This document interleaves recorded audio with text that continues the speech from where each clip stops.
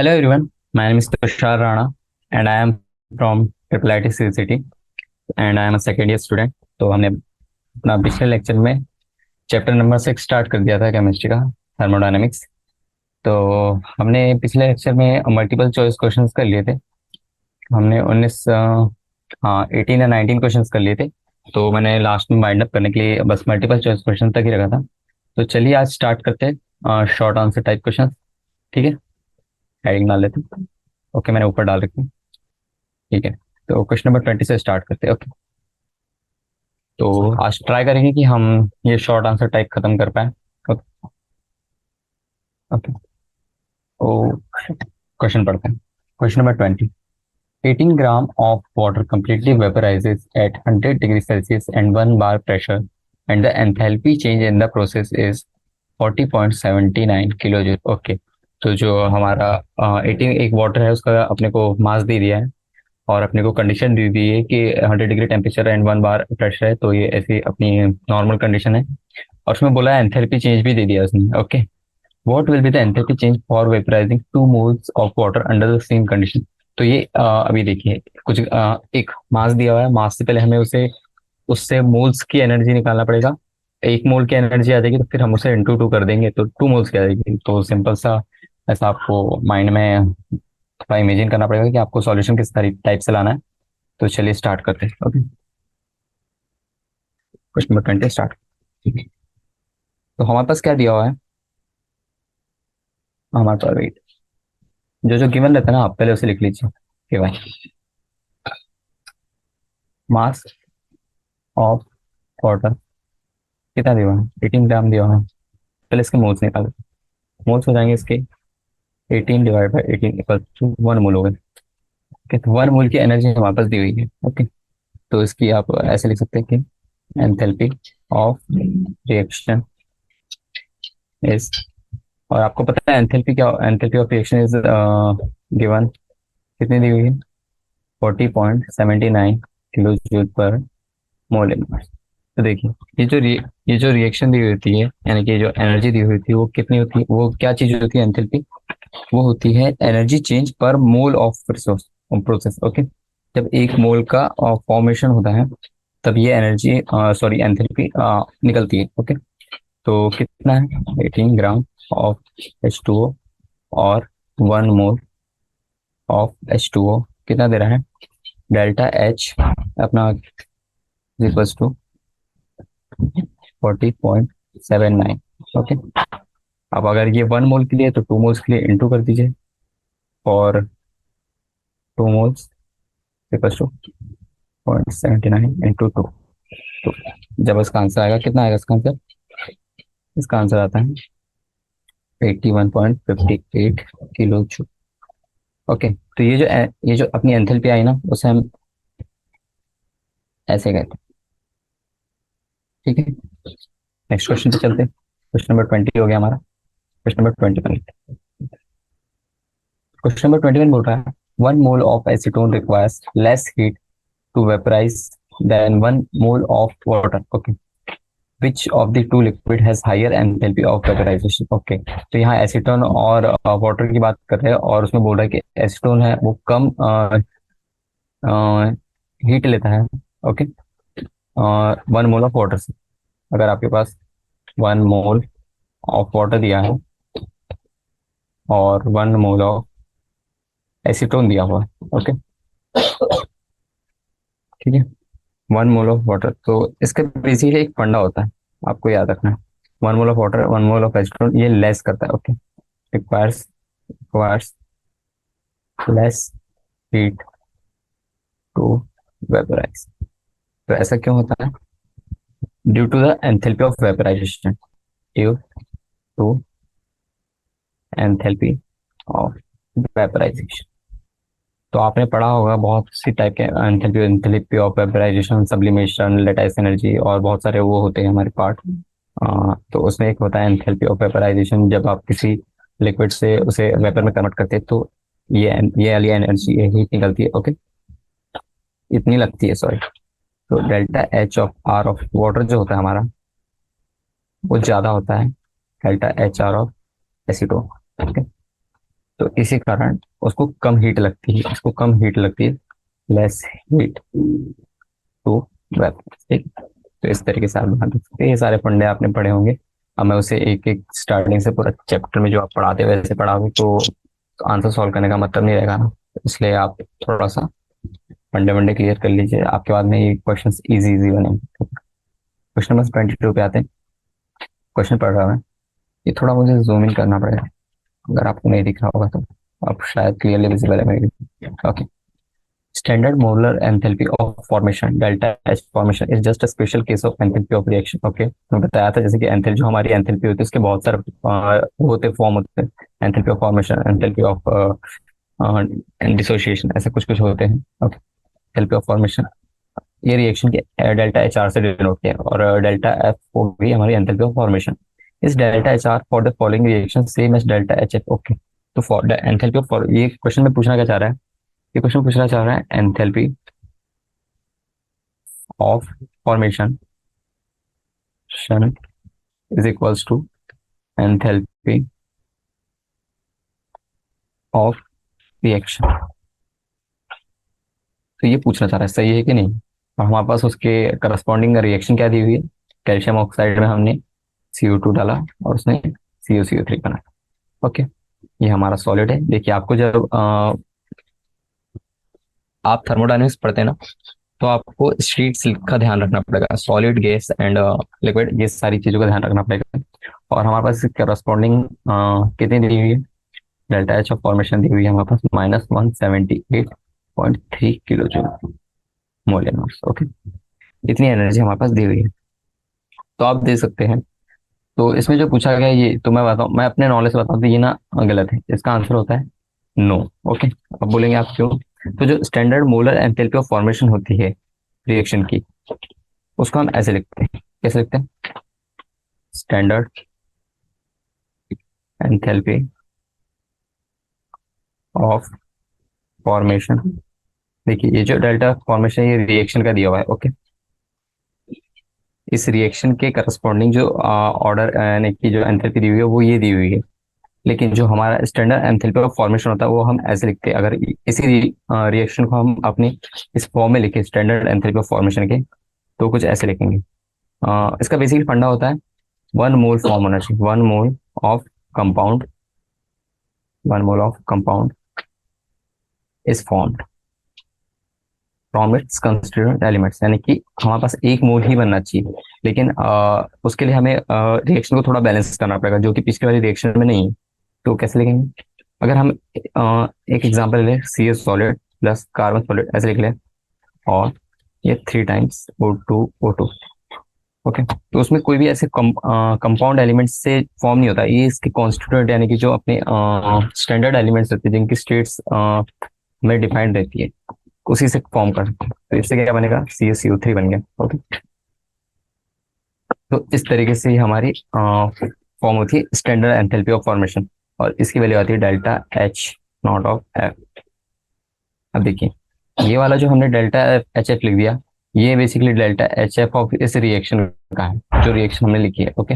और ये वाला जो डेल्टा एच एफ ये वाला आना था, तो देखिए रिएक्शन ही मैच नहीं कर रही है, तो इसका आंसर आएगा नो। ओके। क्यों, as the reaction are different, so delta H nought of reaction is not equal to delta H nought of formation. Okay. तो आपको समझ आ गया होगा आपको, यानी कि जो हमारे पास यानी कि डिफाइंड रहता है, यानी कि जो पहले से हम मान के चलते कि सॉलिड और कार्बन का सॉलिड, ऑक्सीजन का O2, यानी कि उसके कॉन्स्टिट्यूएंट एलिमेंट से बना है। उसमें देखिए कंपाउंड एलिमेंट है, देखिए कैल्शियम ऑक्साइड और CO2 है, तो इससे बना रहा है, तो इसमें ये सेम नहीं आता। ओके। 23 पे आते हैं। तो क्वेश्चन नंबर 23 में क्या बोला गया है, the value of delta H nought of formation for NH3 is -91.8 kilo joule mole inverse, calculate enthalpy change for the following reaction. Okay. तो हमें हमारे पास डेल्टा एच फॉर्मेशन दिया हुआ है NH3 का, और हमें अब इस रिएक्शन का बताना है। ओके। तो ये जो होता है कि NH3 जब फॉर्म हो रहा है तब ये रिएक्शन आती है, ये वाली।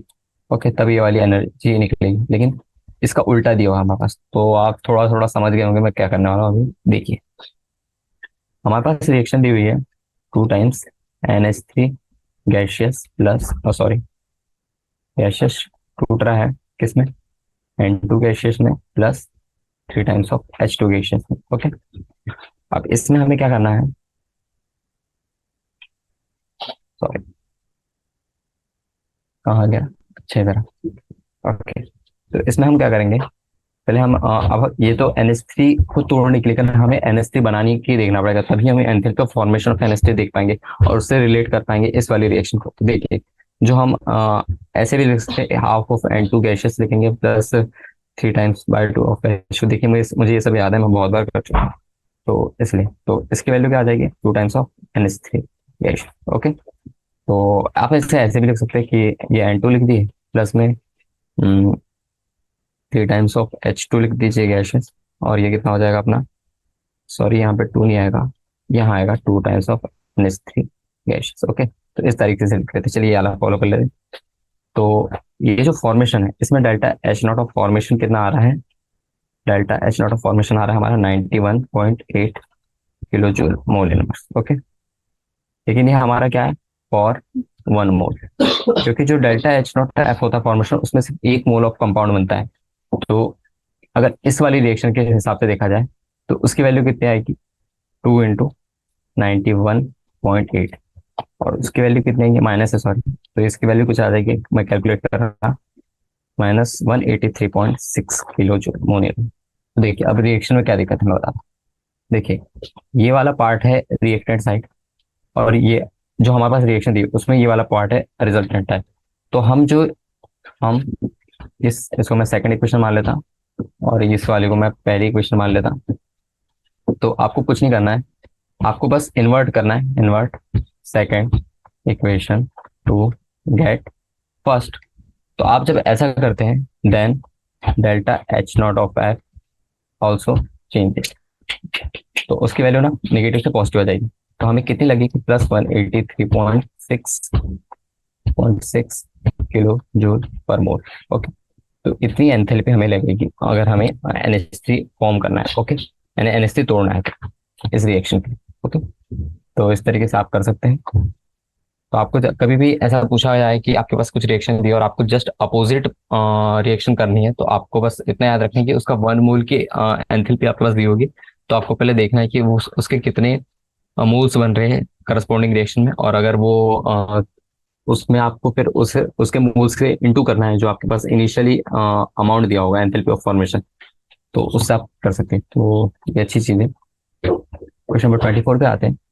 Enthalpy is an extensive property in general if enthalpy of an overall reaction A से B belongs one root in delta HR and delta H R1 R2 R3 represent enthalpy of intermediate reaction leading to B, what will be the relation between delta HR for the overall। Okay, तो उसमें बोल रहा है अगर आपके पास ये A दिया हुआ है, ठीक है, और ये है हमारे पास B, तो यहाँ पे कुछ मान लीजिए X1, यहाँ X2, ठीक है, वो इन स्टेट से आ रहा है, ये इंटरमीडिएट स्टेट है। तो यहाँ पे जो एंथैल्पी लग रही है A से X1 में बनने के लिए, तो ये डेल्टा H1 हो गई, ये डेल्टा H2 हो गई, और ये डेल्टा H3 हो गई। और वहीं पे हम यहाँ से ऐसे डायरेक्ट चले जाए तो उसमें कुछ एंथैल्पी हमारी डेल्टा HR आ रही है। ओके, तो उसमें बोल रहा हो कि हमें रिलेशन बताइए delta HR and and delta H1, delta H2, delta H3 के बीच में। तो बेसिकली हमारे पास एक लॉ होता है, कौन सा लॉ होता है, आपने थर्मोकेमिस्ट्री में पढ़ा होगा, बाय बहुत बड़े साइंटिस्ट हैं हमारे, उन्होंने दिया था ये लॉ, हेस लॉ। ओके, तो हेस लॉ क्या बोलता था हमारा, हेस लॉ बोलता था जो reaction the total energy of the reaction is कंप्रो, यानी कि जो कौन, कैसे कह दूं मैं आपको, चलिए मैं आपको बताऊंगा। अगर आपको इससे स्टेट पे आना है तो आपको उसके बीच की सारी इंटरमीडिएट स्टेट का सम लेना पड़ेगा, यानी कि उसकी सारी इंटरमीडिएट में जितना भी वो हुआ होगा कैलकुलेशन, या फिर जितना भी स्टेट चेंज हुआ होगा, उन सारी स्टेट चेंजेस में जो जितनी एनर्जी लगी होगी, जितनी एंथैल्पी लगेगी, वो सारी आपको ऐड करनी। तो बेसिकली हेसलो इतना बोलता है डेल्टा HR ऑफ, ऐसा बोलेगा delta H1 okay plus delta H2 plus delta H3, यानी आपको सारी इंटरमीडिएट स्टेट की एंथैल्पी का सम लेना है। ओके, तो इस तरीके से आप निकाल सकते हैं। और एंथैल्पी जैसे कि यहाँ लिखा है एक्सटेंसिव प्रॉपर्टी है, तो ये एकदम फॉलो कर रहा है। ओके, तो इस तरीके से आप निकाल सकते हैं। और ये डायरेक्टली एक हमारे पास नोट जो बुक में है वो एक प्रॉपर्टी है, तो उसी को पूछ लिया इसमें। नेक्स्ट क्वेश्चन पे आते हैं। The enthalpy of atomisation for the reaction CH4 gaseous to carbon gaseous plus 4 hydrogen gaseous is 16665 kilojoule mole inverse. What is the bond energy of carbon hydrogen bond? Okay, तो हमें carbon hydrogen bond की bond energy पूछा। Okay, तो देखिए पहले equation लिख लेते हैं। CH4 gaseous plus, sorry plus लिख देते हैं, carbon gaseous plus hydrogen, 4 hydrogen निकले। ओके, तो आपको ये अच्छे से देखना है कि इसके पूरे कोफिशिएंट्स है उसको आपको अच्छे से लिखना है, क्योंकि आप बैलेंस करेंगे और जब आप फॉर्म करते हैं तो इतने मोल्स फॉर्म हुए, तो उसके लिए आपको बहुत एक्चुअल रहना पड़ेगा, यानी कि अप्रोप्रिएट रहना पड़ेगा। ठीक है, तो देखते हैं इसमें क्या। तो इसमें हमें पूछा bond energy of carbon hydrogen. तो ये कैसे निकालेंगे, देखिए CH4 का मॉलिक्यूल कैसे ऐसे ऐसे ऐसे ऐसे होता है। तो अगर आपको इनको तोड़ना है, ऐसे ऐसे ऐसे तोड़ना है, ऐसे ऐसे तोड़ना है, तो उसमें कुछ एनर्जी लग रही है और वही उसने पूछा है। लेकिन आप यहाँ देखिए, यहाँ पे 4 हाइड्रोजन जब एक कार्बन से मिलते हैं तब कितनी एनर्जी बन रही है आपकी, यानी कि सॉरी 4 हाइड्रोजन जब वो तोड़ेगा CH4, तो वो कितनी एनर्जी दे रहा है, डिसोशिएट कर रहा है। कितनी है, 1665। लेकिन अगर हमें एक कार्बन हाइड्रोजन बॉन्ड, यानी कि सिर्फ हमें इस साइड वाला एक ही निकालना है, तो उसको डिवाइड बाय 4 कर दीजिए आप सिंपल। 1665 डिवाइड बाय 4, तो इसकी वैल्यू कितनी आती है। तो मैं ऐसे लिख देता हूँ बॉन्ड, आप कैलकुलेट करिए तब तक मैं टर्म लिख रहा हूँ। Bond energy of each carbon hydrogen bond is equals to कितनी आएगी, वो आएगी इतनी, और इसकी वैल्यू कितनी होती है, 416.2 किलो जूल पर मोल। ठीक है, तो इस तरीके से आप कैलकुलेट कर सकते हैं। अगर आपके पास मल्टीपल रिएक्शन दिए तो आप उनकी भी कैलकुलेट कर सकते हैं। ओके, तो नेक्स्ट क्वेश्चन हमारा क्वेश्चन नंबर 26। तो क्वेश्चन नंबर 26 बोल रहा है, use the following data to calculate delta H lattice for NABR and sublimation. Okay, क्या बोल रहा है, तो हमें लेटाइस एनर्जी निकालनी है फॉर NABR, और हमारे पास क्या दिया हुआ है, सब्लिमेशन एनर्जी दी हुई है, एंथैल्पी दी हुई है, आयनाइजेशन एंथैल्पी दी हुई है, electron gain enthalpy of bromine दी हुई है, and bond dissociation enthalpy of bromine दी हुई है, और डेल्टा एच ऑफ फॉर्मेशन भी दिया है। ओके, तो चलिए सॉल्व करते हैं। यहाँ हमें बहुत सारी, यानी लगभग सभी टाइप की एंथैल्पी दे दी है। तो इसे सॉल्व करने के लिए आपको एक चीज पता रहा होगा, क्या चीज, देखिए जो हमारा डेल्टा एच नॉट होता है, delta H nought of formation जो होता है हमारा, वो क्या होता है पता है, क्या है कि किसी भी कंपाउंड के कॉन्स्टिट्यूएंट से मिलता है और एक हमें नया कंपाउंड मिलता है, लेकिन उसका अगर एक मोल बन रहा है उसके कॉन्स्टिट्यूएंट एलिमेंट से, तो उसे हम delta H nought of formation कहते हैं। ओके, तो इसमें डिफरेंट टाइप ऑफ एंथैल्पीज आती है, तो उसमें उसका सम ऐसे लिख सकते हैं, delta H nought of sublimation, solid to liquid, liquid to gas, उसमें ये वाली एंथैल्पी लगेगी। फिर अगर आपके पास कुछ बॉन्ड है उसको आपको तोड़ना है तो उसमें डिसोसिएशन एंथैल्पी लगेगी। ओके, प्लस अगर आपके पास किसी इलेक्ट्रॉन को लेके आपको बनाना है तो इलेक्ट्रॉन गेन एंथैल्पी लगेगी। और अगर आपको किसी को इलेक्ट्रॉन देना है फॉर्मेशन करने के लिए तो डेल्टा एच नॉट ऑफ आई लगेगी। और mainly most important, delta H nought of lattice लगेगी। ओके, तो अब इस रिएक्शन के हिसाब से देखते हैं। तो देखिए जैसे पहली वाली है, पहली वाली रिएक्शन क्या बोल रहा है, Na सॉलिड है, उससे बना रहा है वो Na गैसेस। सॉलिड से गैस बना रहा है तो इसमें सब्लिमेशन एनर्जी लगेगी, आपको पता ही है।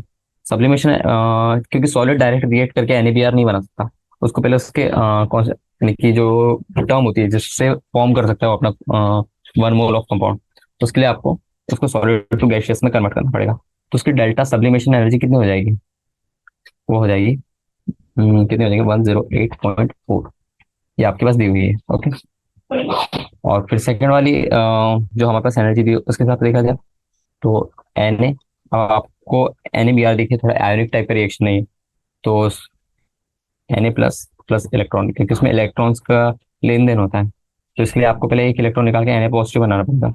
तो delta H of ionisation energy होगी कि ये एक इलेक्ट्रॉन दे रहा है, तो उसकी वैल्यू कितनी, 496 किलो जूल। ये सारी वैल्यूज हमें दी हुई है, आप वहां से चेक कर लीजिए। फिर वहीं पे अपना कौन सा हो गया, अब देखिए ब्रोमीन हो गया। अब ये तो यानी सोडियम की बात होती है, लेकिन अभी हम ब्रोमीन की भी देखना है।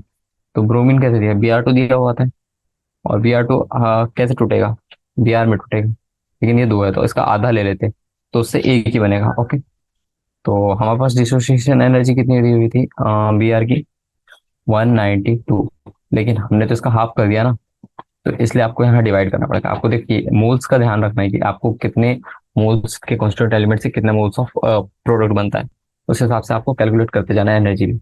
ओके, तो ये हमारा डिसोसिएशन एंथैल्पी आ गई।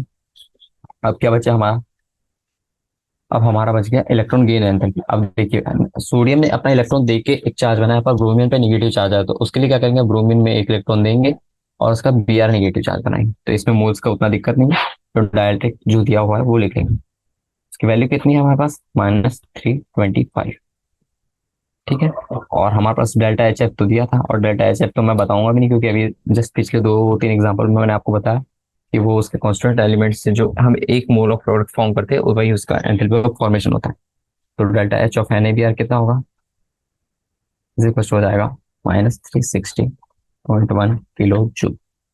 बेसिकली ये होता है Na plus plus Br minus, ये बनाता है NaBr। तो बस ये चीज लाने के लिए हमने इतना सब कुछ करा, पहले Na को तोड़ा गैसियस में, फिर गैसियस में फिर एक इलेक्ट्रॉन डाल के Na प्लस बनाया, फिर Br2 को डिसोशिएट किया, उसमें एक Br निकला, और उसके बाद में हमने उसमें इलेक्ट्रॉन दिया और Br माइनस बना के NaBr बनाया। ओके, तो ये चीज करने के लिए हमने ये सब किया। ओके, तो चलिए सारी वैल्यूज रखते कौन से फॉर्मूले में रखेंगे, ये हमारा जो फॉर्मूले सबसे ऊपर लिखे हैं उसमें लिखते हैं। तो डेल्टा एच ऑफ फॉर्मेशन कितना हो जाएगा, -360.1। इसकी वैल्यू कितनी, सब्लिमेशन एनर्जी लिखते पहले। सब्लिमेशन एनर्जी कितनी दी हुई थी हमारे पास, सब्लिमेशन एनर्जी दी हुई है 108.4। इसमें प्लस करेंगे एंथैल्पी ऑफ, तो मैं सब लिखते जा रहा, आप देखिए 192 डिवाइड बाई 2, तो उसकी वैल्यू कितनी आई थी, 96 आई, और प्लस में डेल्टा एच नॉट ऑफ लैटाइस। तो बस सिंपल है, एच नॉट को जैसे वैसे रखिए और बाकी सबको माइनस में कन्वर्ट कर दीजिए। -360.1 -108.4 -496, माइनस से तो जाके +325 हो जाएगा, और उससे आपको डेल्टा एच ऑफ लैटाइस आ जाएगा। तो उसकी वैल्यू कितनी आती है आप कैलकुलेट कीजिए, मैं कैलकुलेटर का यूज़ कर रहा हूँ, आप मैनुअली कैलकुलेट कीजिए तो आपके लिए अच्छा होगा। तो ये प्लस प्लस माइनस, और ये माइनस है 4 माइनस, तो ये कितना हो गया, 735.5 kilo joule mole inverse. Okay, तो इस टाइप में आ रहा है हमारा एनर्जी एंथैल्पी का फॉर्म। ओके, तो ये वाली लेटाइस एंथैल्पी आ जाएगी। तो आपको पहले पता रहना चाहिए कि आपको अगर उसके कॉन्स्टिट्यूएंट आपको प्रोडक्ट बनाना है तो आप कैसे बनाएंगे। उसके लिए आपको पहले उसके इनिशियल जो आपका पहले मान लीजिए जैसे कार्बन CO2 बनाना है, तो आपको carbon solid plus oxygen gases लेना पड़ेगा। तो आपको अगर CO2 बनाना है तो उसका जो कंपोनेंट कॉन्स्टिट्यूएंट एलिमेंट है उसका नॉर्मल फॉर्म, यानी कि जो हम मान के चलते कि इस फॉर्म से बन पाएगा वो फॉर्म लेना है। तो कार्बन सॉलिड है चलेगा, कार्बन लिक्विड होगा तो वो जो हमारी डेल्टा एच ऑफ फॉर्मेशन आ रही है वो काम नहीं करेगी। ओके, वहाँ तो आपको पहले उसका डिफाइंड वाला वर्जन ही लेना है। ओके, क्वेश्चन नंबर 26 पे 27 पे आते हैं सर। तो मुझे आशा है कि आपको ये क्वेश्चन समझ आ गया होगा। क्वेश्चन नंबर 27 पे चलते हैं। क्वेश्चन नंबर 27 बोल रहा है, given that delta H for mixing of two gases. Okay, यानी कि हमारे पास डेल्टा एच दे दिया, जीरो दे दिया। Explain whether the diffusion of this gases into each other in a close container is a spontaneous process और not. Okay, तो ये पूछ रहा है आपके पास delta H equal to zero दे दिया और आपके बारे में आपको पूछ रहा है स्पॉन्टेनिटी के बारे में पूछ रहा है। ओके, स्पॉन्टेनिटी, स्पॉन्टेनिटी क्या होता है, तो हम स्पॉन्टेनिटी कैसे निकाल सकते हैं।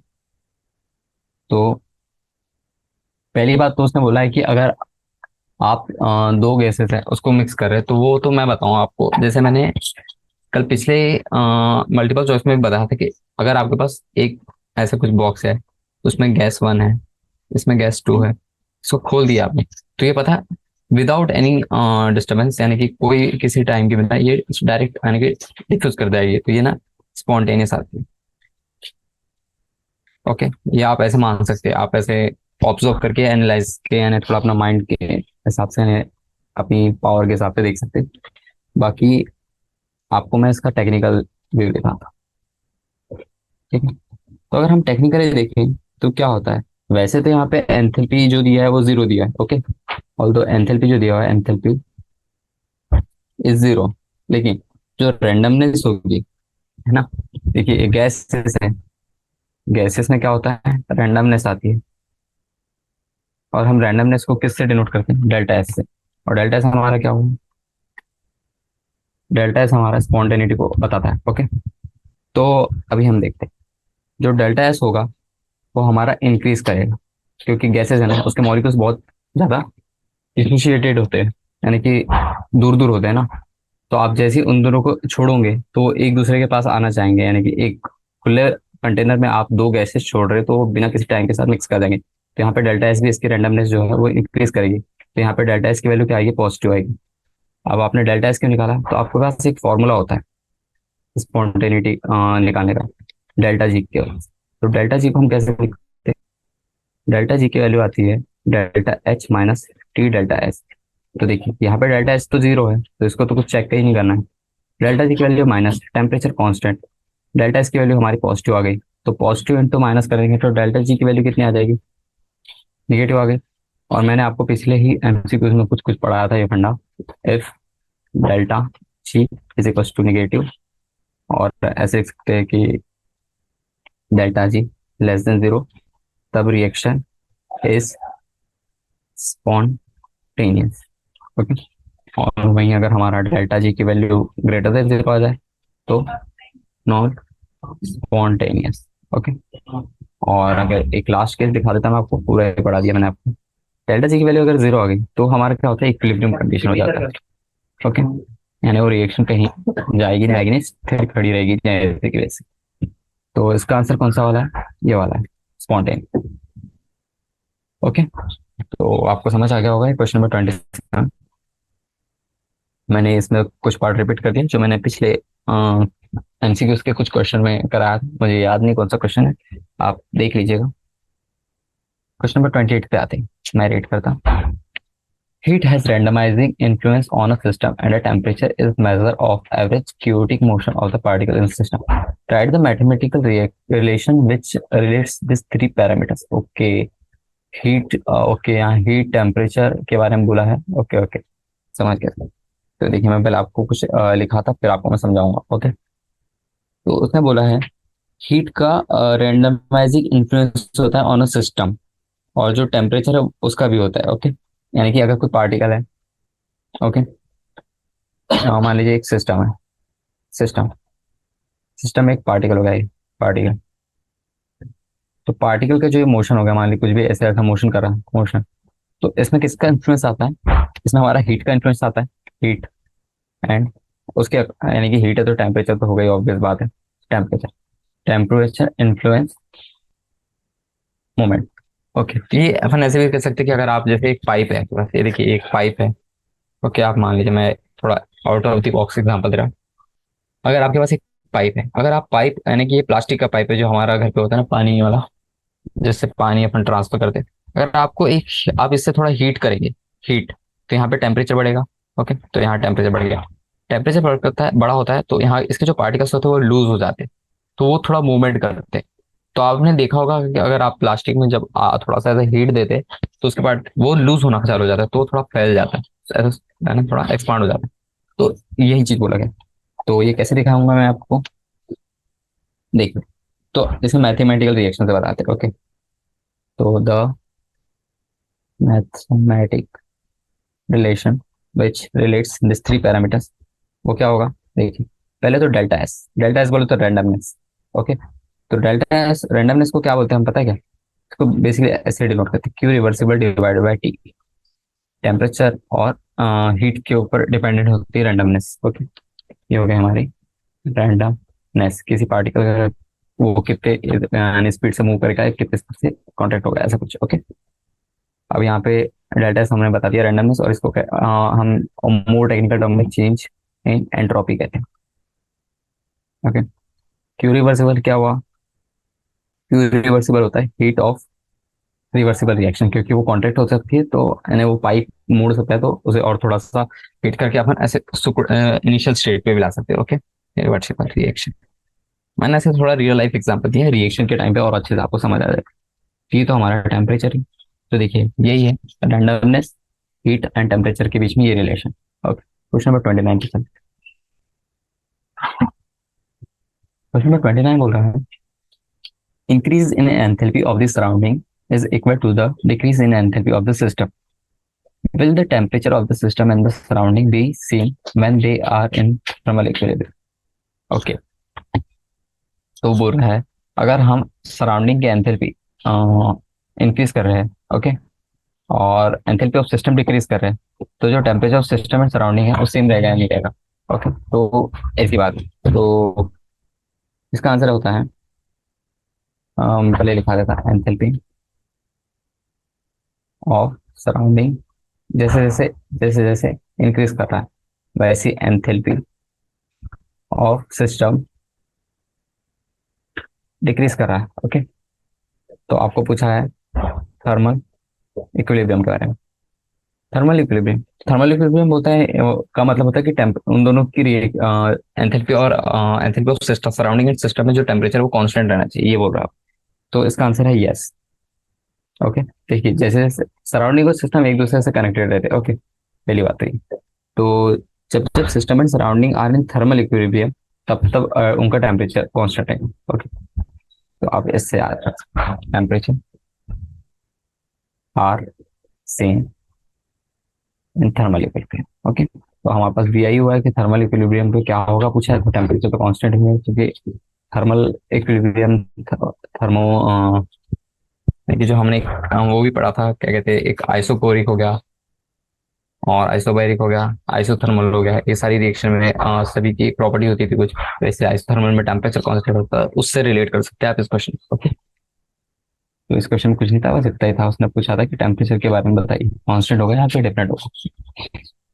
क्वेश्चन नंबर 30 पे चलते हैं। 298 kelvin KP for the reaction N2O4, ये कुछ रिएक्शन दी हुई है, इतना predict whether the reaction. Okay, इसमें केपी की वैल्यू दी और आपसे इस रिएक्शन के स्पॉन्टेनिटी के बारे में कुछ है। ओके, तो चलिए इसमें आपको पता है एक चीज, नई चीज देखने को मिलेगी। नई चीज कहना चाहिए इस, अभी जब तक हमने क्वेश्चन सॉल्व करे उसमें नया है, हालांकि आपने तो चैप्टर में पढ़ा ही होगा। ओके, पहले रिएक्शन रख लेते हैं।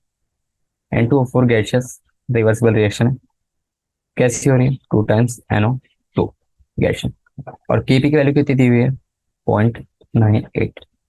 तो देखिए एक फॉर्मूला था, आप रिकॉल करेंगे तो आपको फॉर्मूला याद आएगा, डेल्टा जी नॉट आर, यानी डेल्टा जी नॉट की बात कर रहा हूं। Okay, minus RT ln Kp standard enthalpy है। ओके, स्पॉन्टेनिटी का चेक करने के लिए, तो इसकी value minus RT ln Kp, बस आपको वैल्यू पुट करना और आंसर चेक करना कि माइनस RT, इससे तो कुछ होगा नहीं डिफरेंट, लेकिन जो लॉग ऑफ 0.98 होता है उसकी वैल्यू आती है निगेटिव। किसकी वैल्यू आती है, इसकी वैल्यू, क्योंकि देखिए 1 से लेस है। देखिए ये जो है Kp <1, तो इसकी वैल्यू जो आएगी निगेटिव आएगी, और हमारा बाहर भी एक निगेटिव है, तो इंटू करेंगे तो ये हो जाएगा पॉजिटिव। तो इसके साथ हमारा डेल्टा जी नॉट आ रहा है जो रिएक्शन का, वो आ रहा है हमारा पॉजिटिव। और जब हमारा डेल्टा जी की वैल्यू पॉजिटिव आती है, जब जस्ट इसके पहले के पहले क्वेश्चन में हमने करा, अगर हमारा डेल्टा जी पॉजिटिव आ रहा है तो वन, तो हमारी रिएक्शन हो जाएगी नॉन स्पॉन्टेनियस। ओके, तो आपको ये देखते जाना चाहिए, आपको मल्टीपल फॉर्मुलेज मल्टीपल मैनिपुलेशंस आना चाहिए कि आपके पास ये दिया है तो आप कैसे कैलकुलेट कर सकते हैं। ओके, ठीक है, तो नेक्स्ट क्वेश्चन पे आगे बढ़ते हैं। क्वेश्चन नंबर 30, क्वेश्चन नंबर 31 देखते हैं। A sample of 1 mole of monoatomic ideal gas is taken through a cycle process of expansion and compression as shown. What will be the value of delta H for the cycle as whole? Okay, तो इसमें बोला है कि delta H की value बताना है for cycle. तो देखिए मैं ज्यादा कुछ नहीं बताऊंगा आपको, बस ये देखिए प्रेशर का ग्राफ ये है, ये अपना वॉल्यूम का ग्राफ है, और आपके पास रिएक्शन दी हुई है ऐसी कुछ। तो मैं आपको एक चीज बता रहा हूँ कि यार मैं ड्राइंग बहुत गंदी है, राइटिंग कोई नहीं, पर आपको समझ में पूरा आ रहा है। ठीक है, ये 1 हो गया पहली स्टेट, ये तीसरी स्टेट, ये सेकंड स्टेट। तो ये देखिए ये ऐसे जा रहा है, ये ऐसे जा रहा है, ये ऐसे जा रहा है। तो आपको यहाँ क्या दिख रहा है, मेन चीज यहाँ है साइक्लिक। और जब भी केमिस्ट्री, जब तक हम केमिस्ट्री पढ़ रहे हैं और उसमें अगर साइक्लिक प्रोसेस आ जाए तो आपको ना आगे देखना है ना पीछे देखना है, डेल्टा एच की वैल्यू हमारी जीरो आएगी। बस इतना याद रखें। साइक्लिक प्रोसेस है तो डेल्टा एच हमारा जीरो आता है, बस इतना याद रखें। तो इसका आंसर हो जाएगा जीरो। नेक्स्ट क्वेश्चन की ओर आगे बढ़ते हैं, क्वेश्चन नंबर 30। तो क्वेश्चन नंबर 32 बोल रहा है the standard molar entropy of H2O is 70 joule kelvin mole. Okay, will the standard molar entropy of H2 be more और लेस देन? ओके, तो standard molar entropy of H2O liquid की दी हुई है और हमें अब सॉलिड की पूछ लिया उसने। तो देखिए मैंने आपको पहले ही बताया था कि अगर आप थर्मोडायनेमिक्स थर्मोकेमिस्ट्री पढ़ रहे हैं तो आपको उसकी स्टेट्स का ध्यान रखना है। Okay, you have to check states.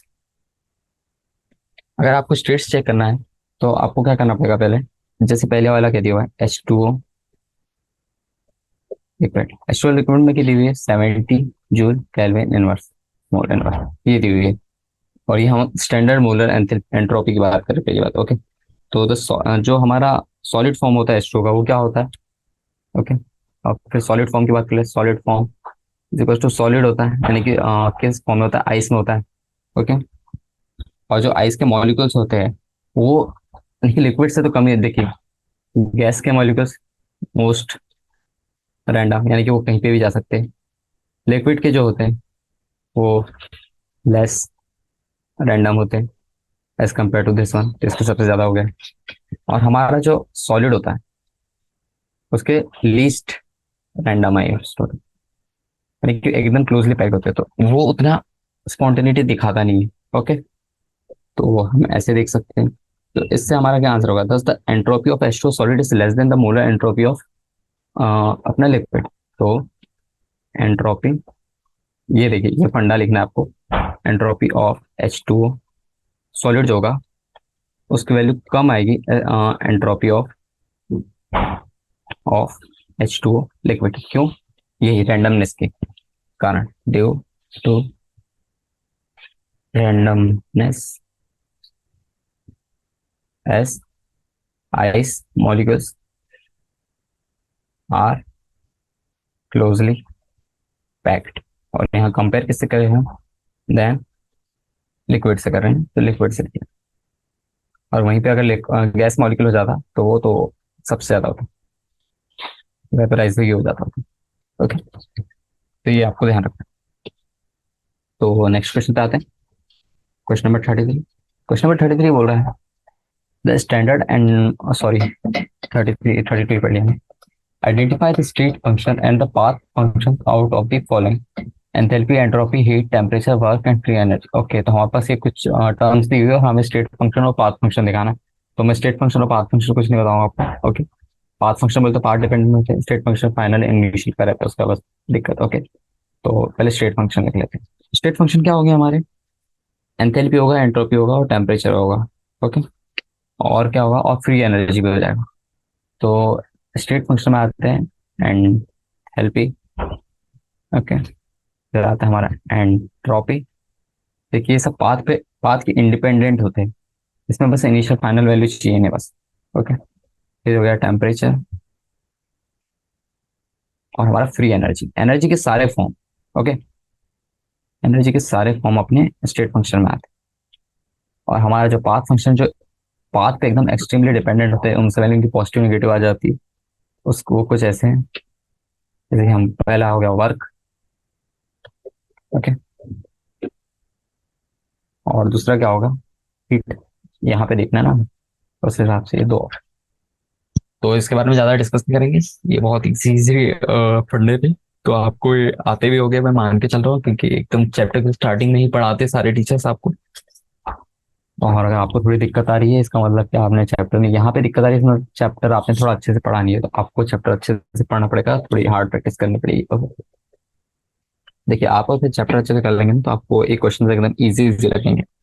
कुछ नहीं है, बस आपसे कुछ बोला गया और आपको कुछ बताना है। ओके, बस कैलकुलेशन पार्ट है, तो आपको थोड़ा मैथ्स भी स्ट्रॉन्ग रखना पड़ेगा।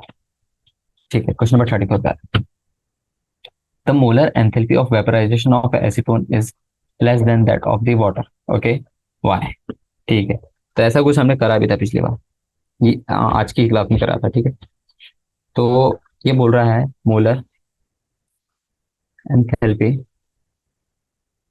ऑफ वेपराइजेशन और किसका, एसीटोन का, is less than molar enthalpy of vaporisation of water. तो ये चीज के बारे में वो पूछ रहा है। तो जो वाटर का मोलर एंथैल्पी होता है वो ज्यादा होता है, पूछिए क्यों। यानी कि अगर आप किसी, आपके पास ये बकेट है, इसमें कुछ वाटर दिया है, ठीक है, वाटर दिया है और आप उसे इवेपोरेट कर रहे हैं, और इस बकेट में आपके पास एसीटोन दिया हुआ है। ओके, इधर दिया है एसीटोन और इधर दिया है वाटर। तो इसको जो इवेपोरेट करते हैं उसमें जो एनर्जी लगती है उसे हम मोलर एंथैल्पी ऑफ वेपराइजेशन कहते हैं। ओके, और सेम वही, तो इसकी जो होती है, जो ये दिया है वो गलत है पहली बात। इसका होता है करेक्ट ऑर्डर ये। आप बोलेंगे आप क्यों? तो इसका बेसिकली फंडा ये होता है, जो हाइड्रोजन होता है HOH, तो ये जो होता है ना, ये तो ये हाइड्रोजन बॉन्ड होता है बेसिकली। तो इसका बेसिक फंडा ड्यू टू हाइड्रोजन बॉन्डिंग क्या कहते हैं, मोलर एंट्रो sorry molar enthalpy of vaporization of water is greater than molar enthalpy of vaporization of acetone। Okay, तो वाटर की ज्यादा होती है देन एसीटोन। तो इस तरीके से आपको याद रखना है, क्योंकि हाइड्रोजन बॉन्डिंग है तो देखिए बहुत ज्यादा क्लोजली यानी कि अच्छे से जुड़े हुए हैं उनके मॉलिक्यूल्स। तो उनको जब आप तोड़ोगे, यानी कि आपको लिक्विड से वेपर में कन्वर्ट करना है, तो उसको मॉलिक्यूल को तोड़ना पड़ेगा ना, अप्लाइंग सम हीट और टेम्परेचर। तो उसमें ज्यादा ताकत लगती है देन कम्पेयर टू एसीटोन। और वैसे भी एसीटोन थोड़ा अपना एल्कोहल टाइप आ जाता है, तो उसमें बहुत कम में ही वो टूट जाता है। तो इस तरीके से आपको ध्यान रखना।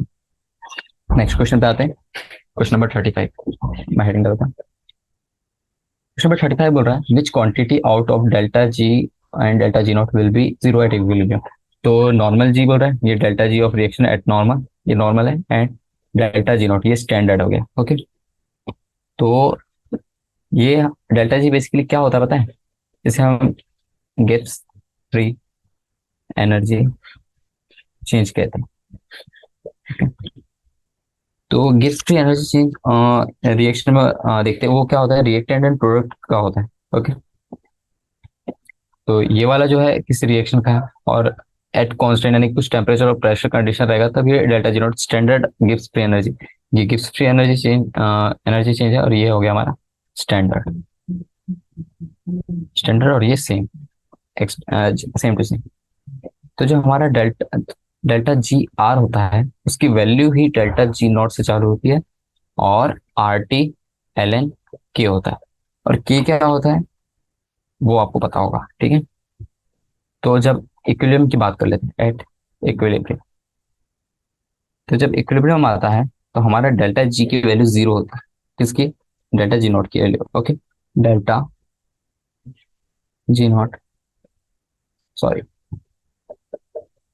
हाँ, डेल्टा जी ऑफ रिएक्शन की वैल्यू जीरो हो गई, तो इसकी वैल्यू कितनी है, डेल्टा जी आर की value G nought plus RT ln K, ऐसा आता है। तो जो रिएक्शन की वैल्यू होती है हमारी, रिएक्शन की गिब्स की एनर्जी वो जीरो आ जाती है। तो डेल्टा जी आर नॉट की वैल्यू यहाँ से क्या आ जाएगी, -RT ln K। तो अब आप इसके बारे में बात करें तो इसमें क्या होता है पता है क्या, अगर K की वैल्यू हमारी 1 है तब delta G not of reaction कितना हो जाएगा, जीरो हो जाएगा। लेकिन इफ एल्स ले लेते हैं, else delta G not of reaction is not zero. तो देखिए हमने सारी चीजें के बारे में बात कर ली। तो क्या बोला है, which out quantity out will be zero at equilibrium. Okay, तो देखिए delta G R equal to zero होता है हमारा कब, जब के की वैल्यू 1 हो और बाकी समय नॉन जीरो होता है, और डेल्टा जी ऑफ रिएक्शन तो हमारा जीरो ही होता है। ओके, ये वाला, तो दोनों जीरो होते हैं, बस जो हमारा स्टैंडर्ड होता है उसमें एक कंडीशन आती है, अगर के की वैल्यू हमारी 1 के इक्वल नहीं है, क्योंकि लॉग ऑफ 1 हमारा जीरो होता है। ठीक है, क्वेश्चन नंबर 36 का। तो क्वेश्चन नंबर 36 बोल रहा है predict the change in the internal energy for an isolated system at constant volume. Okay, तो ये देखते हैं, तो ये अच्छा क्वेश्चन है, ठीक है। ओके, तो जो अब पहले कांस्टेंट, पहले कंडीशन लिख लेते हैं, जो लिखा है एट कांस्टेंट वॉल्यूम। तो कांस्टेंट वॉल्यूम में क्या होता है, यानी कि वॉल्यूम मान लीजिए V1 इक्वल्स टू V2 होता है, ऐसे मान लीजिए जितनी भी वॉल्यूम की स्टेट्स दी हुई है हमारे पास। ओके, तो इसमें एक फॉर्मूला आता है Q is equals to delta U minus work done, या फिर डेल्टा इज इक्वल्स टू और delta U is equals to Q plus work done, ऐसा लिख सकते हैं। ठीक है, दोनों तरीके से कर सकते हैं। तो आप देखिए, जो वर्क डन होता है हमारा, work done is equals to कितना होता है, P इंटू डेल्टा Q होता है और आइसोकोरिक। ओके, जब हमारा वॉल्यूम कांस्टेंट हो। ठीक है, और इसकी वैल्यू हम कैसे लिखते हैं, की वैल्यू लिखते हैं हम P delta V plus A U। Okay, और ये हमारा डेल्टा V इक्वल्स टू 0 है, क्योंकि आइसोकोरिक होता है हमारा, और वॉल्यूम कांस्टेंट में आइसोकोरिक का फंडा लगाएंगे हम, तो हीट एट कांस्टेंट वॉल्यूम कितना आ जाएगा हमारा, डेल्टा U प्लस 0 आ जाएगा। ये ए लिख दिया गया ना, सॉरी, डेल्टा U हो गया। ओके, देखिए वर्क डन की वैल्यू हमने लिख दी -P। ठीक है, तो जब आप इसमें आप पुट करेंगे इस फॉर्मूले में वर्क डन की वैल्यू, तो आपके पास ये आ जाएगा Q की वैल्यू। अब यहाँ से आपको हीट देखना है। ठीक है, तो चेंज इन इंटरनल एनर्जी कितनी होगी हमारी, चेंज इन इंटरनल, यही तो पूछा है हमसे, internal energy at constant pressure. अब प्रेशर पे निकाल लेते हैं, तो उसकी वैल्यू कितनी है, QP इज इक्वल टू कितना हो जाएगा, प्रेशर इंटू डेल्टा V हो जाएगा प्लस डेल्टा U हो जाएगा। तो उसकी वैल्यू कितनी आ जाएगी, वॉल्यूम तो अभी प्रेशर कांस्टेंट है, प्रेशर कांस्टेंट है, तो जब ये फॉर्मूला लगाएंगे, since delta U plus P times delta V equals to delta H होता है, तो यही पे हमारा क्या आ जाएगा, QP की वैल्यू आ जाएगी delta H change in enthalpy. Okay, QP क्या डिनोट कर रहा है, हमारा चेंज इन एंथैल्पी डिनोट कर रहा है। तो इससे क्या पता चल रहा है, हेंस एट कांस्टेंट वॉल्यूम और कांस्टेंट प्रेशर। देखिए हमने पहले कांस्टेंट वॉल्यूम के लिए निकाला था, ये कांस्टेंट वॉल्यूम, ये हमारा constant pressure.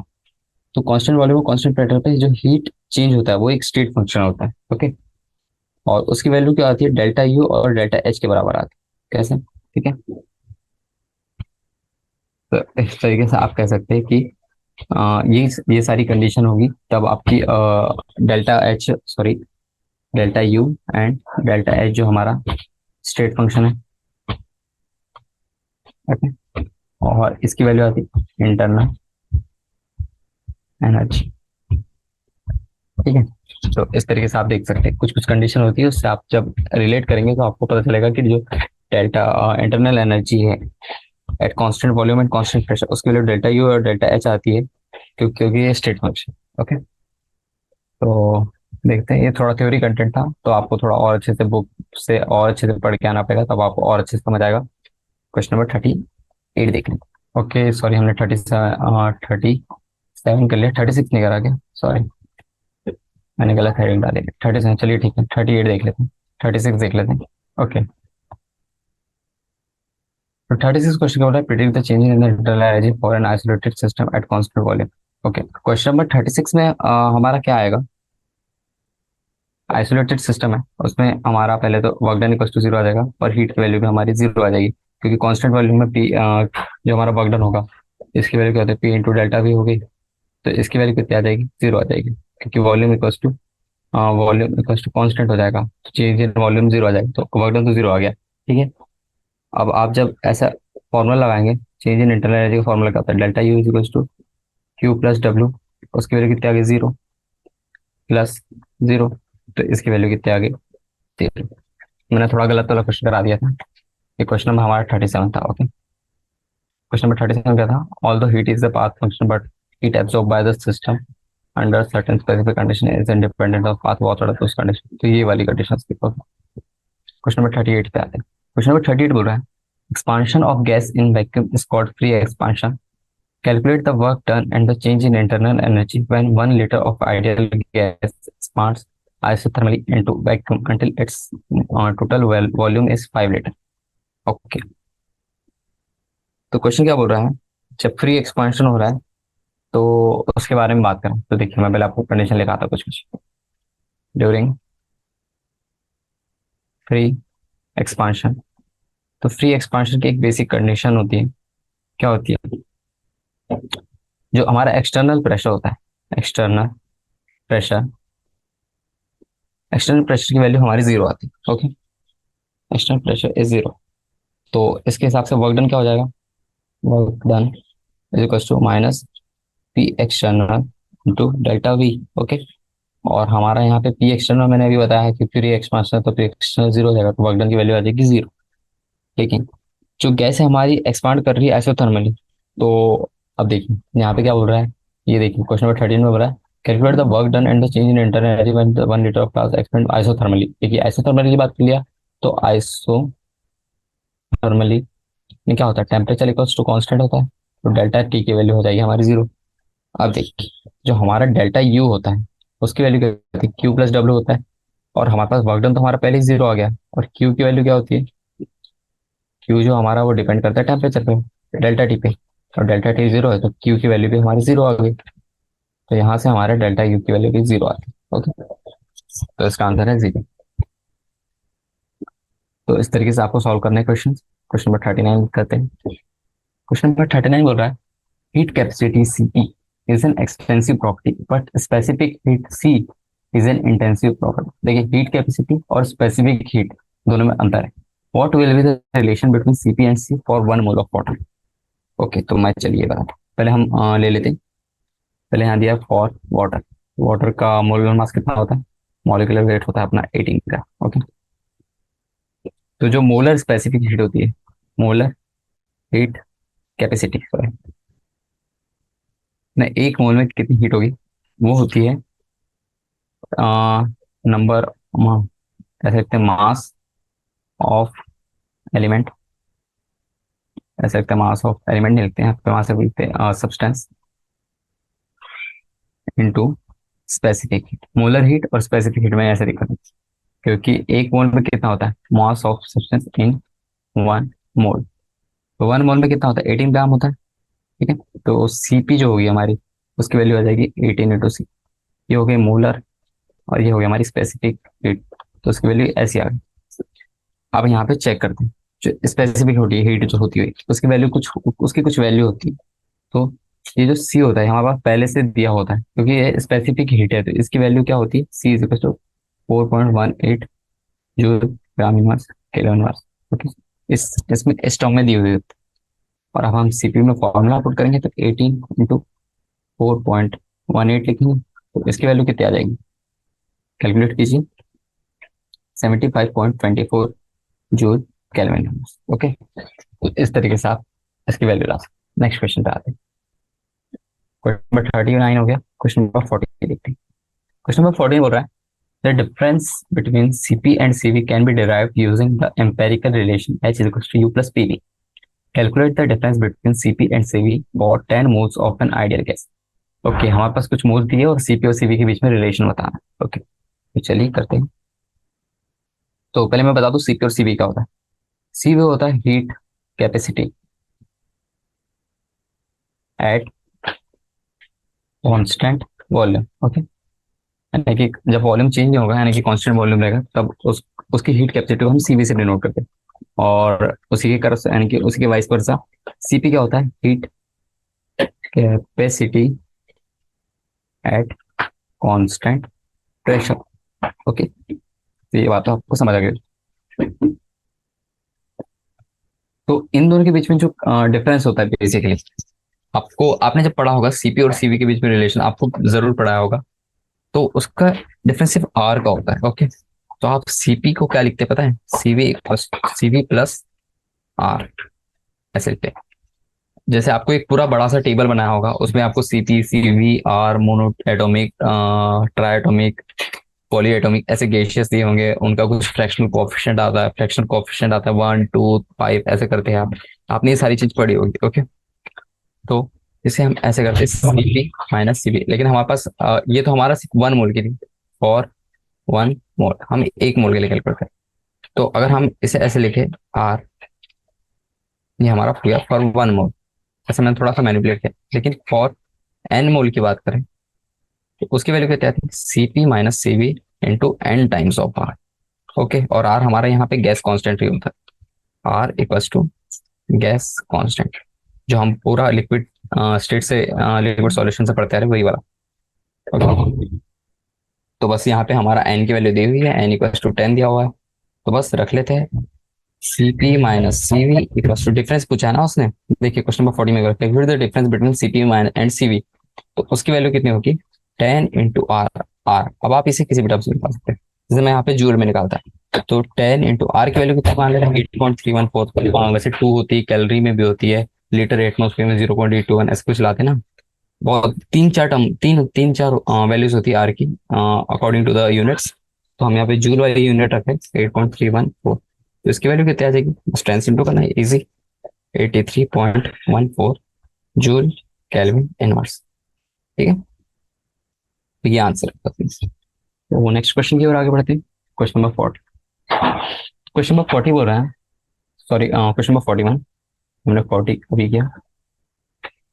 Okay, question number 41 बोल रहा है, if the combustion of 1 gram of graphite produces 20.7 kg of heat, what will be the molar enthalpy? Give the significance of sign also. Okay, तो हमें यहाँ पे अभी बताना है कि जब 1 ग्राम ऑफ ग्रेफाइट जल रहा है, तो वो इतनी हीट दे रहा है 20.7, और तो उसके मोलर एंथैल्पी चेंज बताना है। चलिए आगे बढ़ते हैं। तो बेसिकली मोलर एंथैल्पी चेंज क्या होता है, molar enthalpy change for graphite, जैसे हम डेल्टा एच से डिनोट करते हैं, उसकी वैल्यू होती है is equal to enthalpy change for 1 gram into molar mass of carb. Okay, तो ऐसे हम कैसे कैलकुलेट करेंगे, हमारे पास क्या दिया, combustion of 1 gram of graphite carbon का एक आइसोटोप हो गया, जैसे कि हम डिनोट करते हैं, कुछ कुछ प्री डिफाइंड हमारी स्टेट रहती है, उसमें हम निकाल सकते हैं। तो जैसे ग्रेफाइट है, तो उसके 1 ग्राम का कितना दिया हुआ है, -20.7 दिया हुआ है, और हमारे पास कार्बन का मोलर मास कितना होता है, इट इज इक्वल्स टू 12 होता है। तो इससे आप आंसर ला सकते हैं, इसकी वैल्यू कितनी आ जाएगी, 2.48 इंटू 10⁻², ठीक है, माइनस में आएगा। Okay, kilo joule mole inverse. और यहाँ पे डेल्टा एच की वैल्यू कैसे आ रही है, निगेटिव आ रही है, तो ये रिएक्शन कैसे होगी, रिएक्शन इज एन एक्सोथर्मिक। तो ये तो मैंने आपको क्लास के स्टार्टिंग में ही पढ़ाया था कि अगर डेल्टा एच की वैल्यू हमारी निगेटिव आ जाती है, तो हमारी रिएक्शन वो कैसी हो जाती है, दैट इज एक्सोथर्मिक। तो थैंक यू।